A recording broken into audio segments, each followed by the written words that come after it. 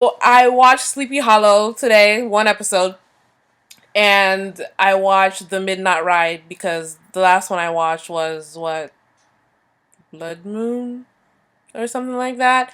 Anyways, that's the last time I spoke about this show. That's the last time I watched this show because I got busy and I got less time to watch it and think about reviewing it because when I watch it to review it. I don't just watch it to watch it. So I got less time to spend on it, so I haven't watched it since then. So I watched The Midnight Ride tonight, and it was a fun episode. I liked it a lot. So The Midnight Ride, Paul Revere's Midnight Ride. We opened on a flashback. The regulars are coming. Revere's he's riding, and then the Horseman joins in and hacks some people up. So I think we open up a flashback. Anyways, at some point we go to the present, and Abbie is helping Ichabod stock up at the cabin, I believe, where her, Ichabod, and Jenny were, and they had that little fight thing. Great episode.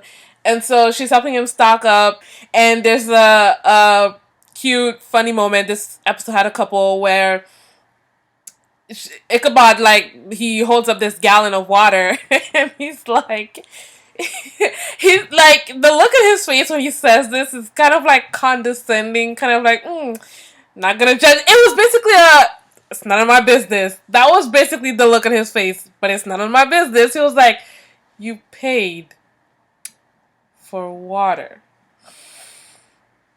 Okay, none of my business, pretty much. And so then Abbie had to go. She runs into Luke, who's trying to be her homie, and she's like, I'm busy. I got stuff to do. But he's like, before we went out, we were friends. Can we at least get back to that? Okay.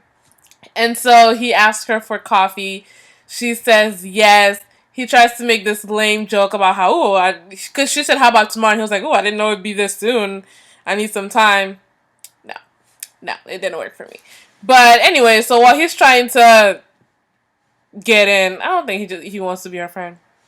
He wants them being friends, to be the first step to something else. So someone's watching, and turns out it's Andy. He's walking down a dark alley, whatever, and here comes Andy talking about some news of my demise have been pretty much correct. And so Luke is freaked out. At one point, he asked Andy, "What are you?" which I thought was a little quick.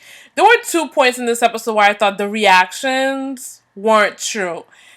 So, they weren't organic. This one, where Luke is like, "What are you?" And the second one, the tour guy, museum guy. I'll get to it. Then we switch over to Ichabod leaving Abbie of voicemail. He's like, I'm not even sure I understand how my voice is gonna reach you, but he's gonna go meet the Masons. Basically, the Masons are dead. The Horseman got in there. He hacked them up, and Ichabod comes in to find their bodies. Abbie gets there. Ichabod is upset because the Masons were his brothers in the fight. And, Abbie's like, I'm sorry, and all that stuff. Irving tells Abbie that they're gonna go with the whole thing was a ritual suicide. And somebody's eavesdropping. Like I would be. Like if I was if I was in that environment and I was working, thinking I'm doing business as usual, and I hear like some conspiratorial thing going on, I'd be listening. I eavesdrop. So Crane's in another room. He's looking through things and he's upset, like I said, and Abbie's trying to comfort him, and he's like, he said, I will not leave this earth without seeing him dead. I felt for him, as I usually do. I pretty much always feel for Ichabod. He takes this so seriously because it is so serious and it is so real. I mean, it's pretty much the only reason why he's alive again and without anyone that he knows in an age where he doesn't understand anything that's happening. So I always understand this whole Horseman thing being a point of frustration and anger and helplessness sometimes for him. So he and Abbie figured that the Horseman came looking for his head because the Masons are keepers of secrets and secret artifacts. So the Horseman figured, hey, they must have my head, so that's why he was there. They figure they're gonna destroy the skull. Then, since he's looking for it, he can't have it because Abbie reminds him that Katrina, I think, said that if the Horseman finds his head, he'll be able to summon the other four or three, the other three horsemen of the apocalypse. So they gotta destroy the head. So they go to Irving because he's the one who has the head, and he's hesitant because he's like, the head is evidence, so you want me to let you destroy evidence? And Abbie's like, it's cool, it's totally cool. No one will know it'll be on me or whatever. And so I haven't watched the rest of the episodes, but I've been spoiled on some stuff. So I know that his daughter is gonna come soon. I was present when they released the information about his daughter and who's gonna play her and all that stuff. So we get a little bit of or I get, because I know probably all of you guys have seen this already. A little bit of a teaser that his daughter is coming because she leaves a message that's a dog. I think it's a dog's, but I didn't really understand that line because it's like the dog's birthday. Somebody's birthday is coming up, and he's like, Irving said, we let her keep the dog. I have to wish her a happy birthday too. And then the woman said, it's your wife. I didn't understand. I still don't understand. So Irving doesn't want to give up the skull. And Abbie's like, you still need proof? He's like, he's like, or maybe that was the other scene where he's like, oh, I see that everyone's headless. I believe that someone's cutting off their heads. I just don't really believe that the person cutting off the heads is headless too.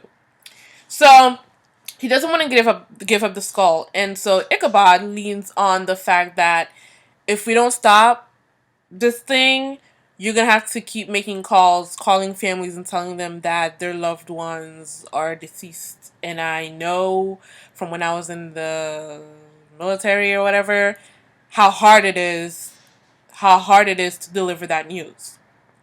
And it works. And so Irving says that he's going to go get the head. And in doing so, he gets the proof that he was looking for. So he brings Team Witness the head, and he tells Abbie, Abbie's like, well, you got the proof that you wanted. And he says, honestly, I was hoping that it was a lie. He's like, honestly, I wanted it to be a lie. So, Ichabod, who has a strong stomach, holds the skull in his bare hands. And so then follows a montage on destroying the skull. What happens? Ichabod tries to smash it with a hammer. They try a blowtorch. Abbie puts on full gear and dunks it in some acid concoction, I'm guessing. None of it works. And as a matter of fact, the hammer or whatever it was that Ichabod was swinging at it breaks. So Abbie then gets the idea to take it to the junkyard because she once saw an SUV get turned into a disc or a DVD or something like that. So she's like, it should be able to do something to the skull.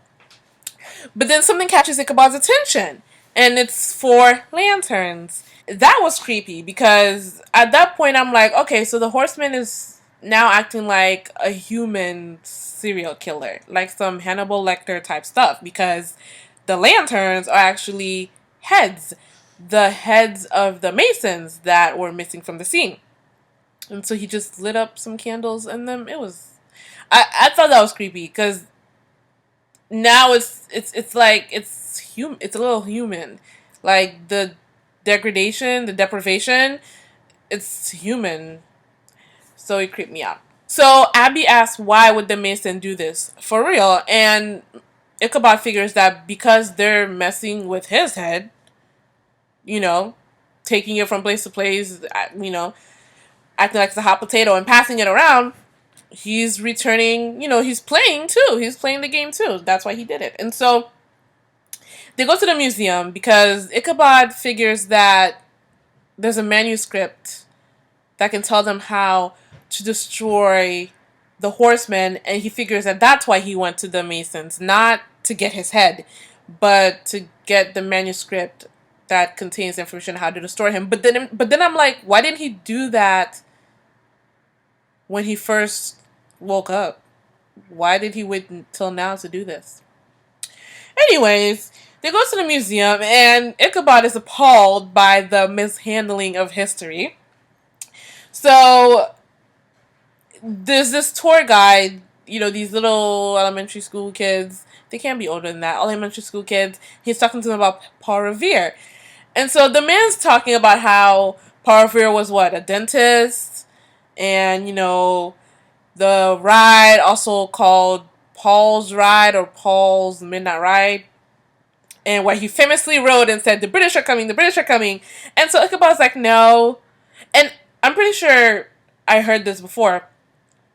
I learned this about this somewhere. Where he's like, first of all, he didn't ride into Concord or something like that. He never made it to Concord.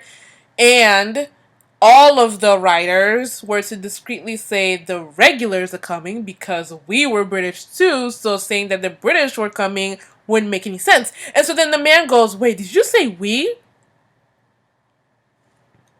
No. I just feel like, no, I don't feel like that's something that should have caught his attention. Like, wait, did you say we? No. Because unless he was transplanted from England or France or Australia or some South Africa, something, then, I mean, that line makes no sense because frequently, if you've ever been in a history class, when they're talking about, the American side of things, the teachers will say we, the professors will say we, the instructors will say we won World War I, or whatever, we were in World War I. Like, just because you weren't alive, it's the country, it's your country. So, Ichabod saying we were British then too makes complete sense. It doesn't mean, oh, are you from another time? That man, I mean, considering, no, never mind. So, anyways, Ichabod's being offended was funny. That man, no. And so Abbie comes in, it's like her cousin, he didn't take his medication this morning. And Ichabod's like, please, I'm the only one of you people who does not need medication, who doesn't need to be on medication. So Abbie takes him out and she's like, I have good news and I have bad news. Which one do you want first? And Ichabod's like, is that a riddle? A couple of times in this episode I laughed out loud, as usual. And so he's like, is that a riddle? And so Abbie's like, the bad news is that the manuscript was taken back to London. And Ichabod's like, oh, damn. It'll be like, what, 328 days to travel by sea to get to London? Something like that.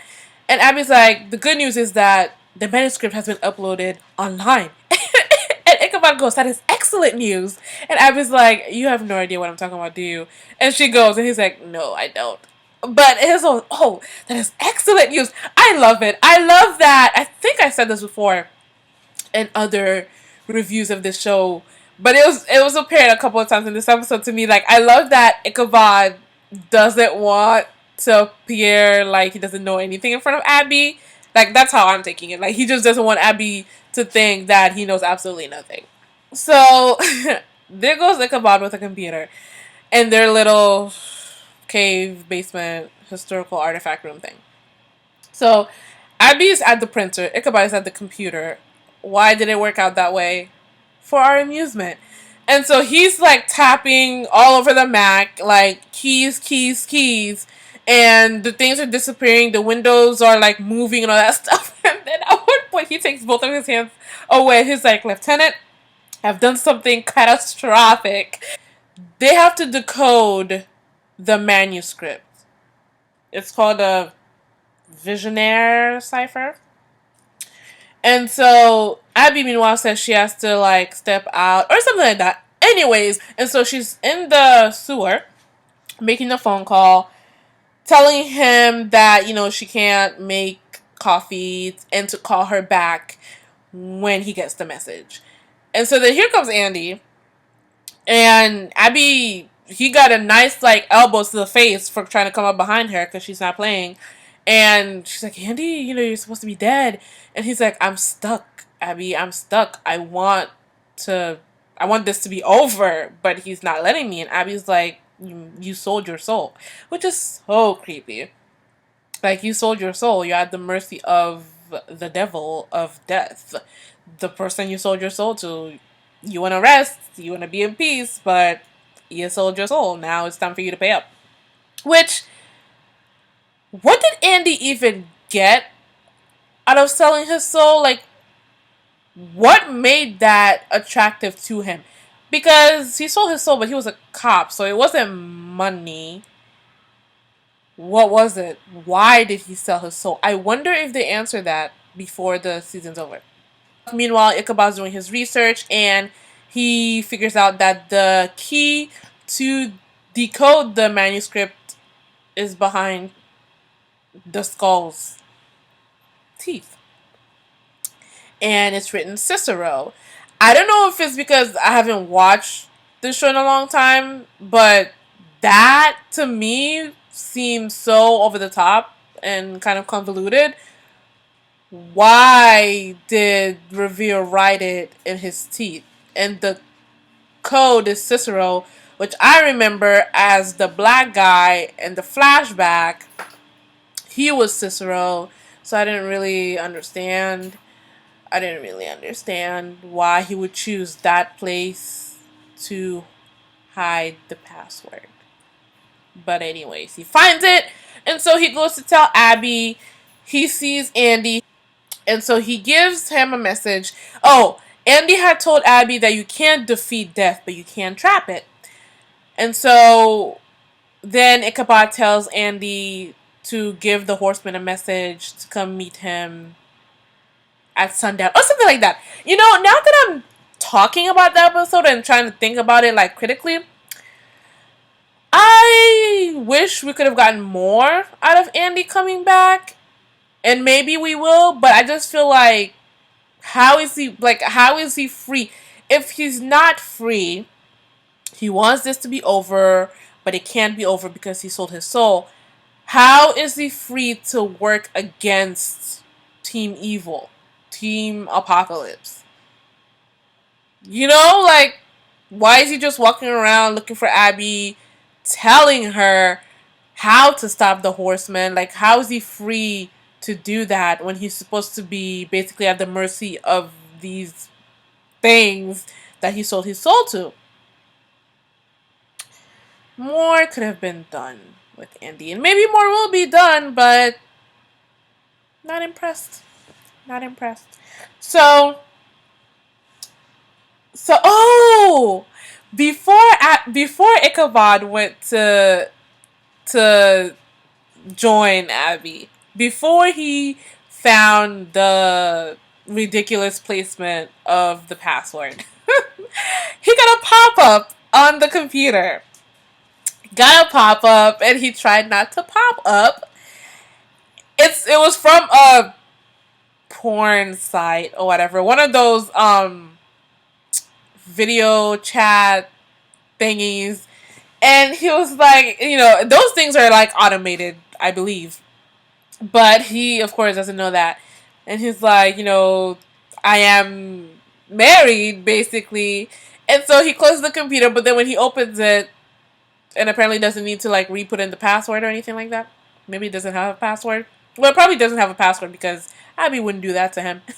So he opens it back up, and the woman's like, still here, and he closes it again. I mean, you know, he was. I don't think he was tempted to look like that. I don't think he was almost having a pop up himself. I think he was just legit like uncomfortable with the situation. But it was fun. So how do they stop the Horsemen? They need sunlight. They need sunlight while the moon is up. Basically, during that time when the Horsemen will be out and about. And so Abbie's like, great, we need a witch. So then Abbie gets an idea, which I'm like, okay. She says that they can do what Paul was thinking about. They can recreate the sun because we have something called artificial lighting. Which, why? I feel like, why would you even think, if it says you need sunlight, why would you then think artificial light is the same thing?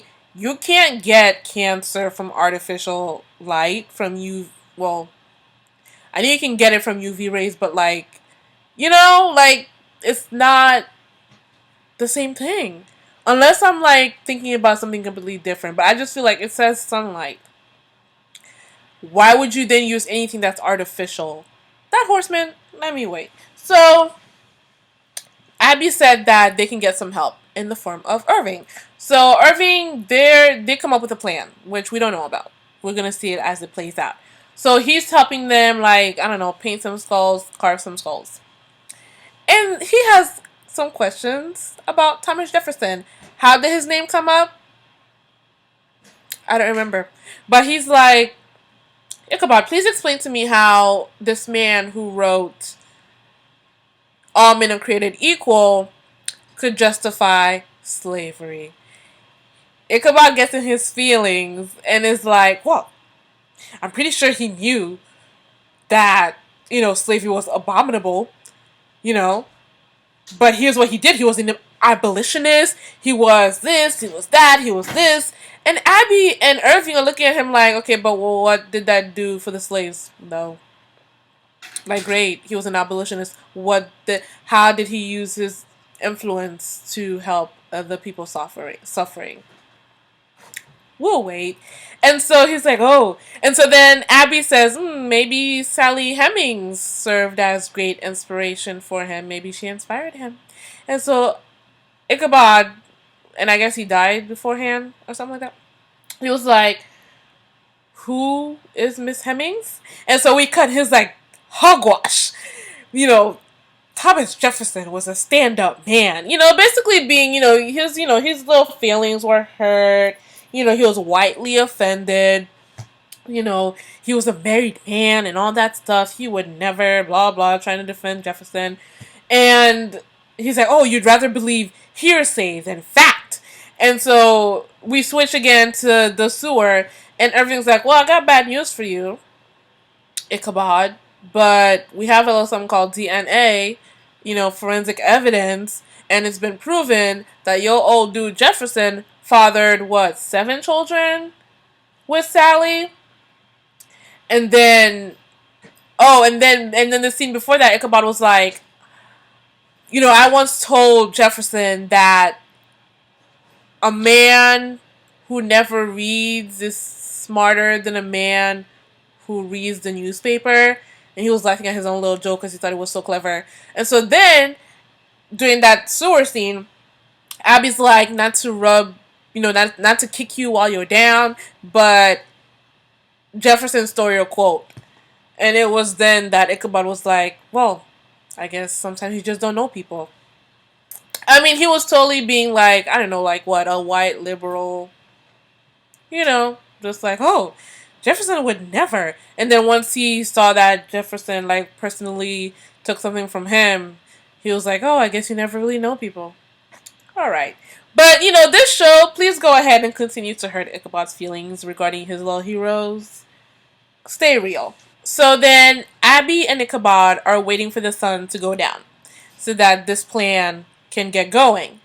And Abbie's feeling a little ho-hum. And she talks about how, maybe it's for the best that Luke didn't call her back and let her know that she got the message. And Ichabod's like, that he got the message. And Ichabod's like, why? She's like, well, because of this, because of, the lying and having to cancel, but not really be able to explain why. And so Ichabod's like, basically they relate to each other. And Ichabod's like, well, Katrina felt the same way. She thought that, being with me would mean that she would have to lie to her loved ones or her efforts in the war or whatever. And so he's like, he's here without anyone that he knows. Everyone he knows has been dead for 200 years. Something like that. And Abbie's like, if it helps, I feel alone sometimes too.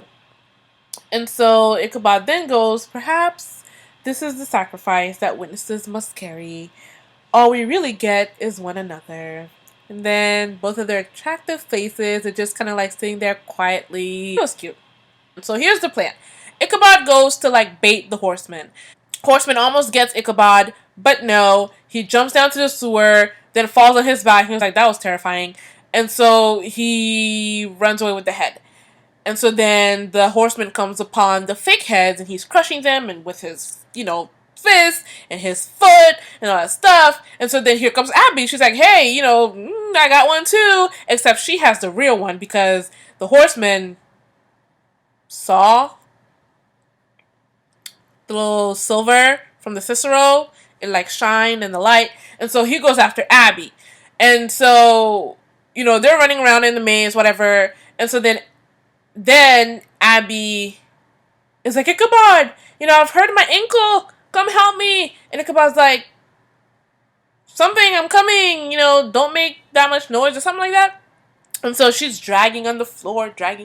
She's like, hurry, dragging on the floor. And the Horseman is stalking up on her. And so then she goes, he arrives to where he needs to be. And she goes, now. And so Irving, like, flips on the lights. And the Horseman, like, slowly falls to his knees. And is slowly, like, smoke is coming out of him. And at the rate that smoke is coming out of him, they're going to be there for a couple of days. It was so slow. But Ichabod quickly, you know, Abbie kicks his weapon away, and Ichabod quickly comes up and, like, chains his legs together. And so he's just slowly, like, steaming, you know. And so then they're all standing there, and like I said, they're going to be standing there for a couple of days. It didn't work. Like, I don't think it worked. I don't think that's how they're going to take away the Horseman. I don't know why no one questioned, like, we need sunlight.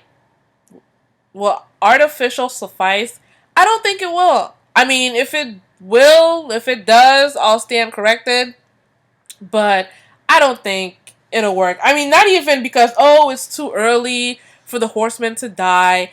I just mean just them basically... What is the word I'm looking for? Them basically, like, adjusting the plan and going for a shortcut. No, y'all should have found a witch. Call Katrina. Tell Ichabod to dream something. Call her. Like, have they ever tried to just call her and be like, Katrina? It didn't work. I don't believe it worked. But that was the episode. It was a good one. It was a funny one. Like, the character moments, you know, as far as Ichabod adjusting to the 21st century. And, you know, Ichabod and Abbie, she continues to be gorgeous. And he continues, like their face, so beautiful. Like, Irving's face, so beautiful. You know, and then, so, oh, I saw, Luke's flip phone. I know a lot of people had, like, stuff to say about that. So when he picked it up, I was like, oh, that's what oh, I forgot! So when he got the phone call, he didn't answer because he's freaked out about having seen Andy, which I understand. So, yeah. I mean, there's not really much to say about that. We'll see. Tomorrow I'm going to watch Necromancer, I believe. Episode 8. I mean, it's called The Necromancer. Somebody's going to come back to life or whatever. But I'm pretty sure the Horseman will be back because they took a shortcut. No. And that's pretty much my thoughts on the episode. Thank you for watching. Let me know what you think of my thoughts. If you even remember this episode. I know it's been months. Let me know. Talk to me. And that's it until the Necromancer.